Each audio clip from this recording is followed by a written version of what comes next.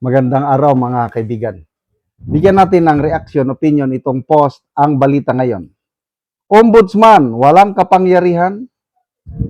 Umani ng atensyon online ang naging pahayag ni Attorney Israelito Torion, Legal Counsel ni Senator Bato de la Rosa, matapos niyang questionin kung maari bang patawan ng Ombudsman ng preventive suspension ang Office of the Sergeant at Arms, Senate Sergeant at Arms Chief, kaugnay ng kontrobersyal na insidente ng putukan sa Senado noong Mayo 13. Sa kanyang social media post, diretsahan niyang sinabi, ito ang post o tanong ni Attorney Torion, can the Ombudsman preventively suspend the Chief of OSAA with utmost due respect? No!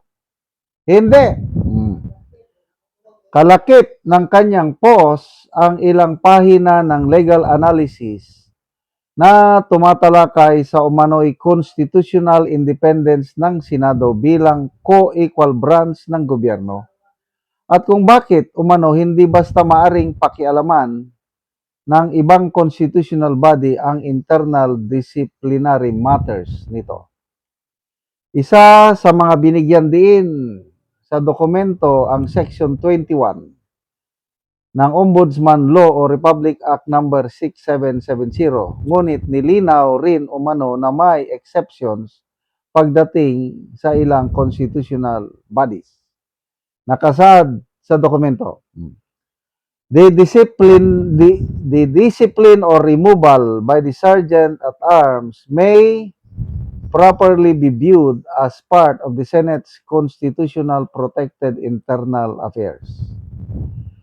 The Sergeant at Arms is not merely an ordinary executive official, but an officer directly created and maintained by the Senate pursuant to its constitutional authority. Binigyang din ng dokumento ang separation of powers doctrine at ang umano'y limitasyon ng ombudsman pagdating sa mga usaping direktang may kinalaman sa operasyon ng Senado. So, therefore, the constitutional bodies external to the Senate, including the Ombudsman, must exercise restraint when the controversy directly involves legislative operations and institutional functions.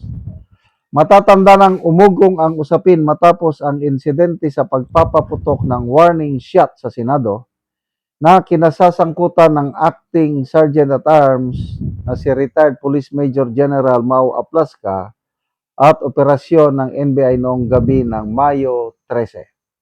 Sa ngayon, wala pang opisyal na pahayag ang Office of the Ombudsman hinggil sa legal opinion na inilabas at ibinahagi online ni Attorney Torion. Okay, so salamat po Attorney Torion. Anyway, sa kanya lang ito. Pagdating kasi sa interpretasyon ng batas, may kanya-kanyang pag-iintindi. So, bahala na. Ang Senado, may legal officer sila. The fact na hindi naman nagreklamo ang Senado o si Senate President Cayetano, baka okay na lang sa kanila. Ito, opinion lang ito ni Attorney Torion. Ang panawagan lang ng Senado, kung sinuspende si General Aplasca, dapat suspindihin din itong si NBI Director Matibag. Wala eh. Parang one-sided lang. Kasi ang purpose ng preventive suspension is yung gagawing investigasyon para hindi maapektuhan. Walang pressure, walang influence. So, tingin ko, hindi nila gagalawin si NBI Director Matibag. Hindi siya matitibag. As is lang siya dyan. Nagkakaroon ngayon ng parang kalituhan. Dahil sabi ni BBM, hindi daw niya inutusan ang NBI na huliin si Bato. Di ba?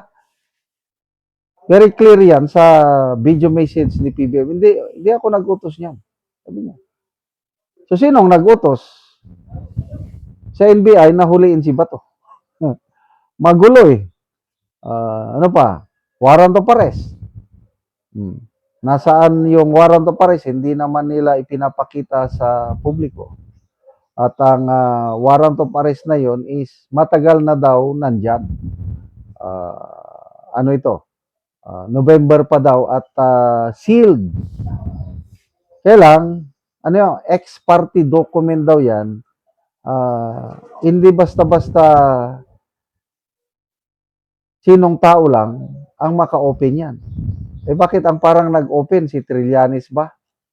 So, malabo pa rin itong nangyaring itong warrant of arrest ni Senator Bato kung talaga bang may na-issue. Di ba, bago lang nag-issue ng statement ang ICC, yung spokesperson, na wala silang ini-issue'ng dokumento o ini-issue'ng warrant of arrest.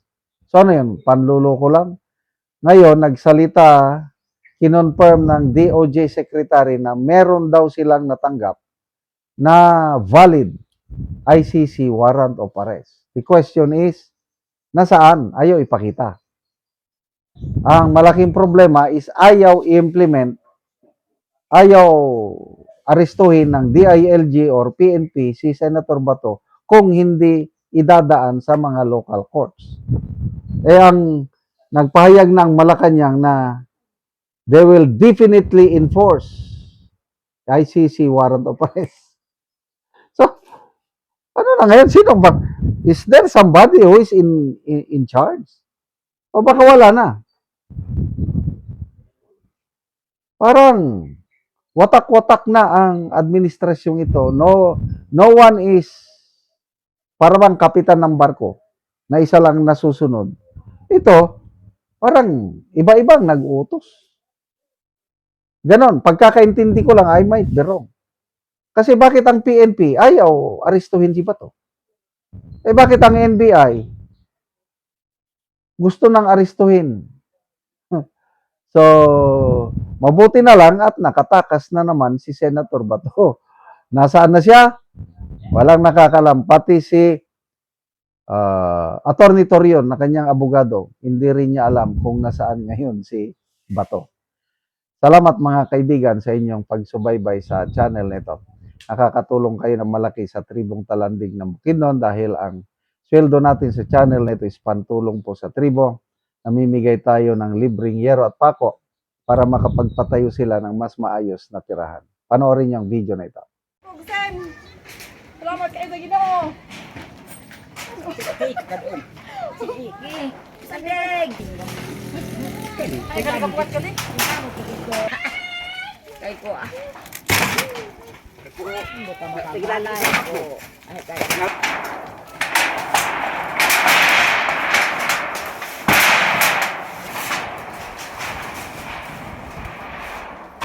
Nagani na labi kay Kema. Nagkalo. Wala na ni maka kuang.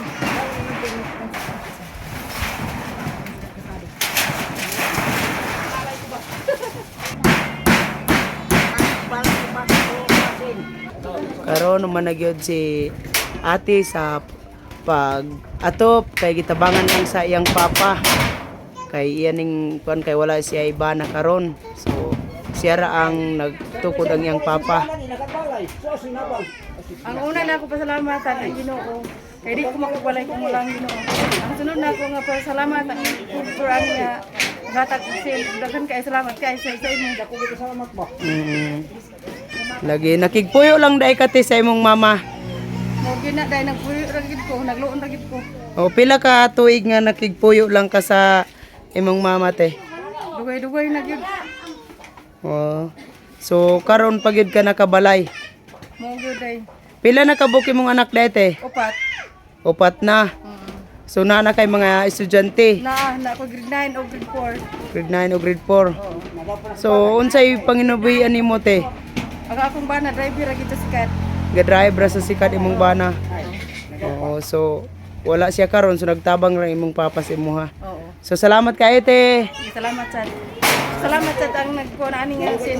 Oh, Dagan kay salamat sir. salamat kayo.